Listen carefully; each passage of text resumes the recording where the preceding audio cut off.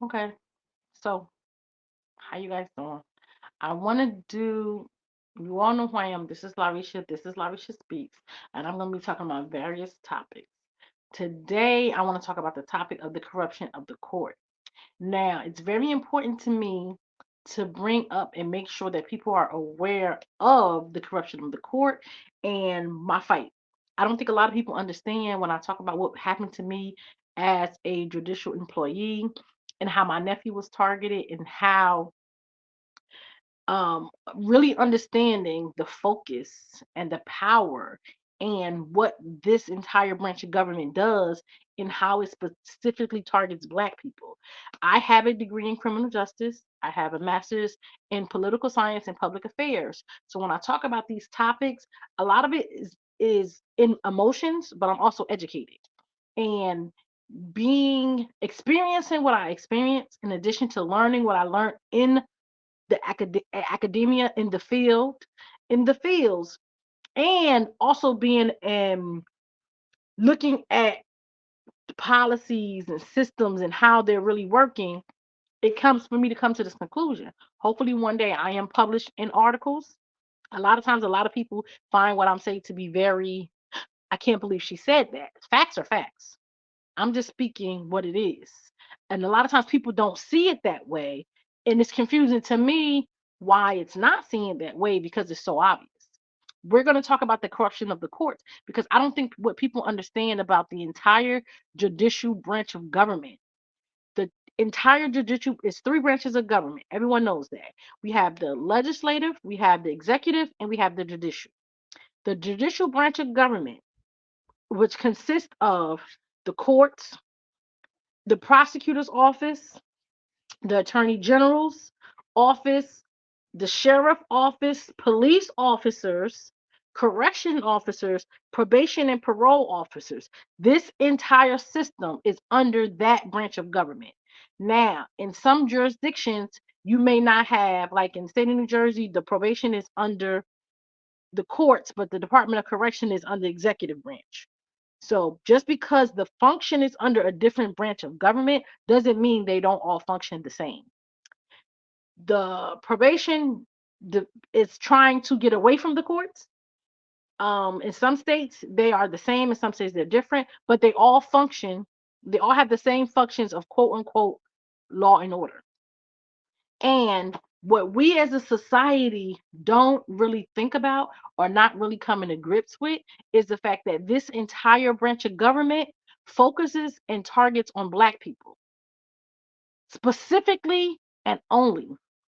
That is the only job of the judicial branch of government. And for a long period of time, we, the people, especially, have sit here and you have a lot of people protesting, a lot of people trying to say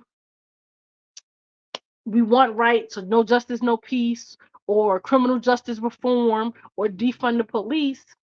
We have a lot of these talking points on the things that should change within this system, but nobody's not really looking at the fact that, wait a minute, if you understand how this system was created and how this system was, if you understand how this system was created and you understand the purpose of this system, it would be easier to see because me coming from the situation being a probation officer for 9 years and experience everything and I experienced and really taking a step back and really looking, especially after the murders of several unarmed Black people by the hands of the police and regular citizens, just because those citizens were of um, freedmen who ancestors were slaves or who had a certain skin tone, they were able to be murdered in cold blood, and little to nothing is being done about it. No one is up in arms, no one is changing, and we are continuously having to fight to be treated as human, which is confusing because why should we have to fight to be treated as something that we are? And it's because we are allowed for people to not recognize our humanity. And I'm not saying it's not allowed, but Some got to change. The judicial branch of government has been targeting Black people consistently for years, and it's not okay. And we, the people, know that this is not okay. We, the people, have an issue with this. But what is being done about it? And I really believe once we start breaking down the judicial branch of government and what falls under that branch of government, we will be able to start seeing, wait a minute. And a lot of times that happens when we don't call a spade a spade. When we don't really talk about the corruptions within this system, we talk about it in terms of, we say, we give excuses to certain situations. Not all cops are bad. Not all cops are bad. If there used to be a saying that the criminal justice system was supposed to be the reason why you have public defenders and the state paying for attorneys to fight for people who can't afford it is because it's better to let a guilty man go free than an innocent man be incarcerated. That was the philosophy behind making sure that everybody has somebody fighting for them for justice. And I call BS. You really don't want people fighting for people. And you don't want one guilty man go free if one innocent man is incarcerated. This entire branch of government, the judicial branch of government, is going out of its way to target Black people whose ancestors were slaves specifically and only because they can. We can talk about my experience, and we're going to look at it from, I can do with examples of my experience and how it was systematically done to me, but we can also look at other experiences and as sisters to see how it was done and see the playing field is not equal. It's not meant to be equal. It's not intended to be equal, and they don't want it to be equal because we can't continue to fight under a system that is targeting us. There's no way.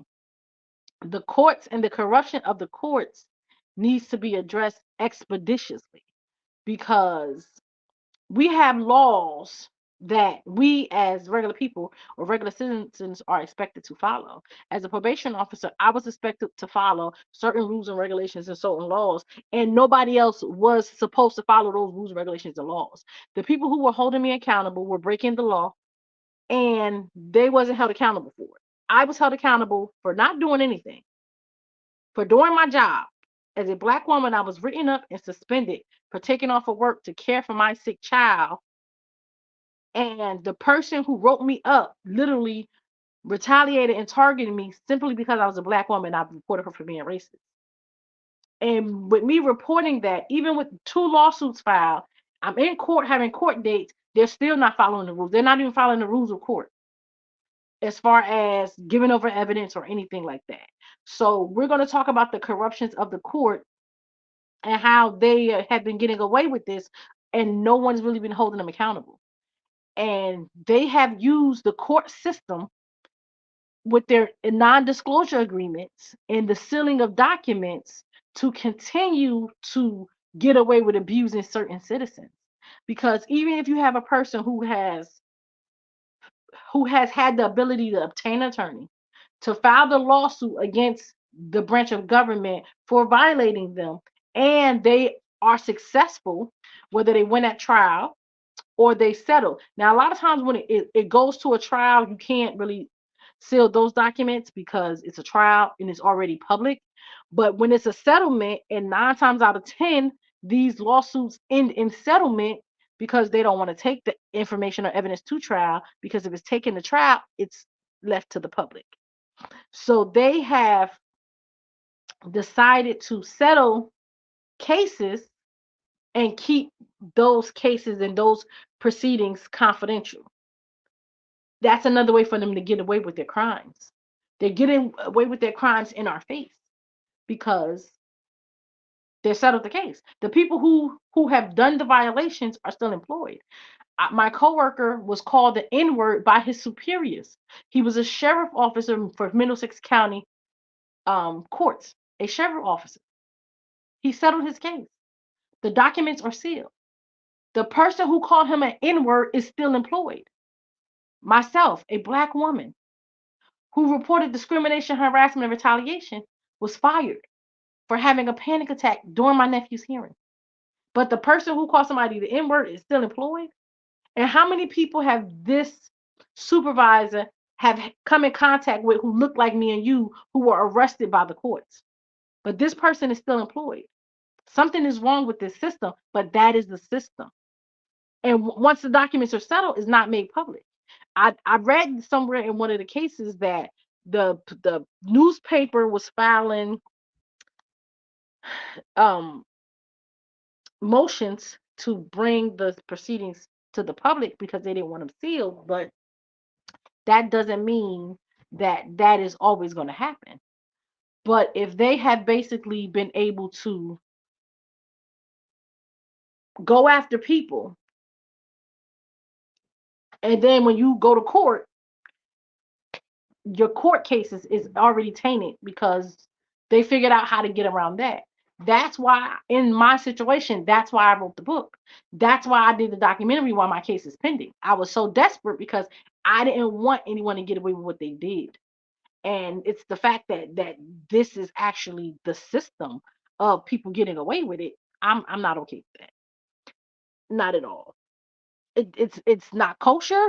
It's not right. There's no way I'm gonna stand by and let that happen. So I really feel like we need to look at the corruptions of the court from the standpoint of this entire branch of government. And remember, it entails everybody: the courts, the police, the prosecutor, the probation and parole. They all go after and target a certain population.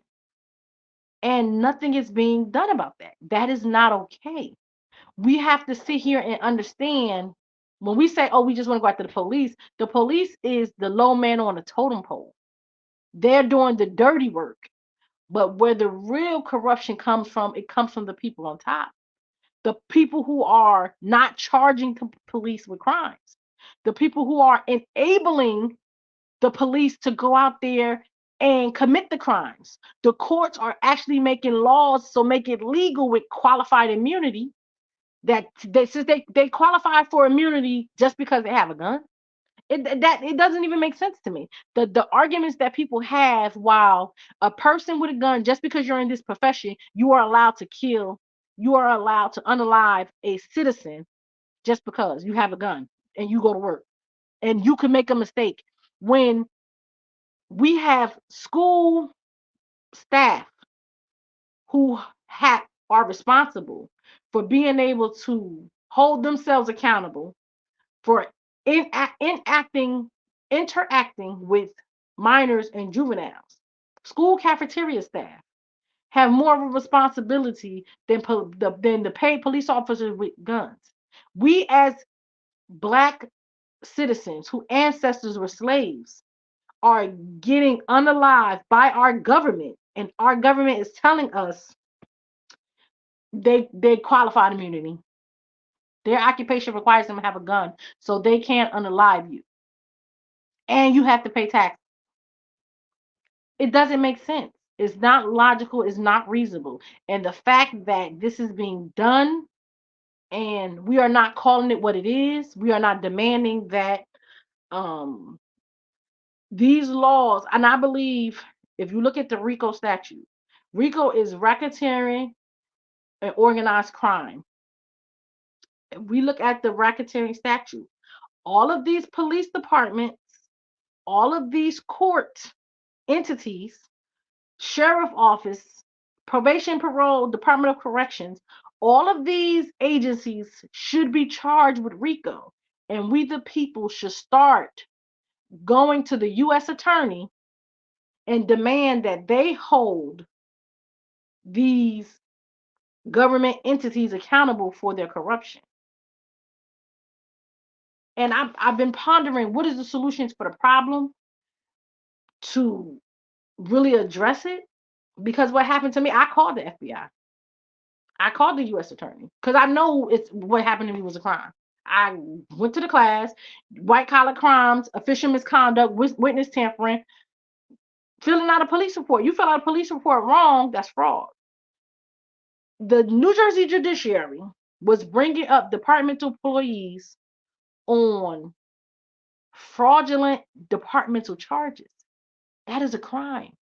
And the New Jersey judiciary, and I found this in my lawsuit, knowingly and willfully went after Black employees for departmental charges because they knew that they could get away with it. They knew that who was going to fight for the Black person? The union did not fight. The union let it happen. The union watched it happen, and the union are co-conspirators because they knew the power of the judiciary. So the judiciary was going after Black people because they know they wasn't supported. They know they can get away with it. And they were going after them with charges that they wasn't holding the Caucasian employees accountable for, even charges they know the Black people didn't do. So if you go after a person on a false charge, that's fraud. If you're going after people on things that you know they didn't do, and then they are getting suspended out of work, and the money that they were making for that week, hypothetically speaking, if a person made $1,000, and I, as a manager, needed money back in my bank for my account, for my budget for the year, if I knew as a manager I could write up a Black person and that Black person could be suspended without pay, I know I can get this money back in my budget. That's what the New Jersey Judiciary Division managers were doing, bringing Black people up on charges for their budget purposes because they were bringing them up on charges they know the Black people didn't commit. But they knew that they would find them guilty because they were Black. That is a crime. And you're doing it for money laundering is a crime. You're doing it for money purposes, for financial gain. Do you get a raise when you look at the fiscal budget? Oh, this is our budget for the year. This is how many cases we dispose. So if you have people doing a certain amount of caseload and you were able to not spend money on an employee's salary, in addition to that, and I wholeheartedly believe is money laundering, your pension is based on 3 years of your highest income. If I am a Black employee and I never make my highest income because I am always written up on false charges. So when it's time for me to be retired and to get my final pension, my pension is $1,000 less, $1,500 less, $700 less than my Caucasian counterparts, because when I was working, I was brought up on false BS charges. So I am saving money in the bank. They are saving money in the bank with Black people coming and going. I demand an investigation into this. I'm not crazy. I'm not delusional. This is what is happening. And nobody is saying nothing about it. How can you have two investigators act the job for the same period of time? And you can look up this information. This is the beauty about public information. When you retire, your income when I work there is on the line. You can see what a person makes when they work for a state agency.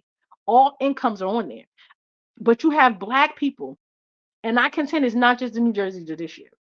This is a New Jersey state issue where Black New Jersey employees working for state agencies in all branches of government are falsely brought up on departmental charges because they know that there's a manipulation in the system where the Black person will be found guilty regardless if they did it or not. And that money will be back in the state's budget. When my case was heard and I was found not guilty, the union rep was there for 15, 17 years. She was there for 20 or so years the second time. So she was there for a long period of time. She said everybody she represented, 3 people were found not guilty. So they have a 97 conviction rate. The New Jersey judiciary is bringing up judicial employees, and every time they bring up a person, the case is airtight. They have the rating, the same conviction rating with the FBI. They're that good at what they do. They're not that good at what they do.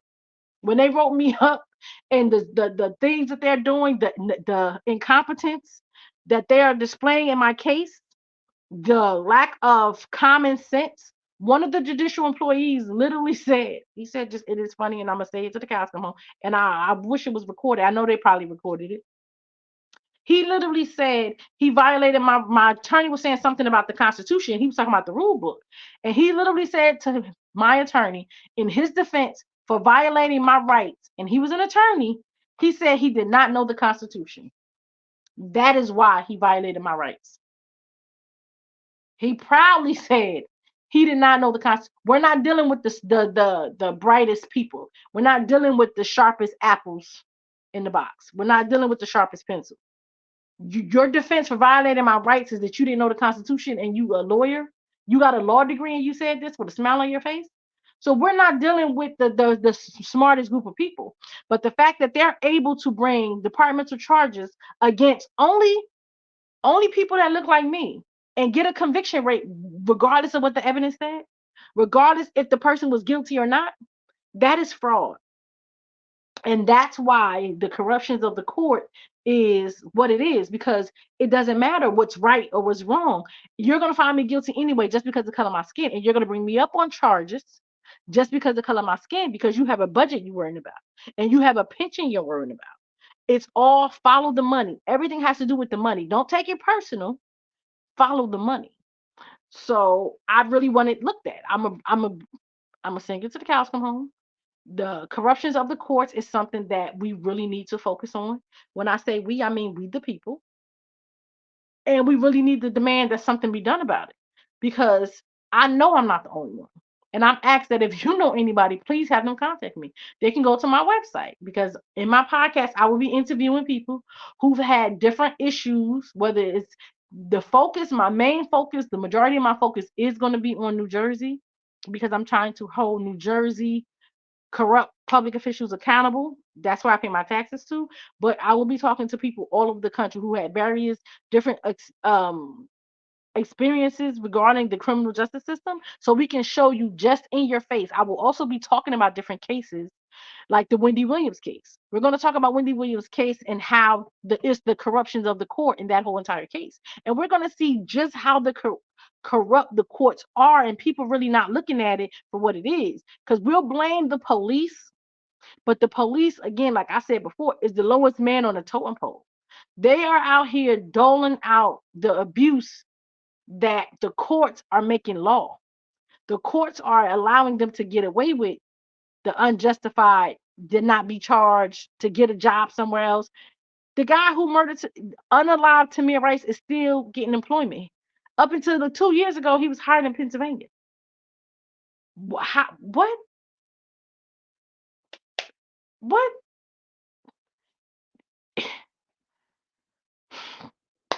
The corruptions of the courts is something that's very, very serious. So we're going to talk about different cases. We're going to talk about the Wendy Williams case. We're definitely going to delve into what the courts is systematically doing to my nephew.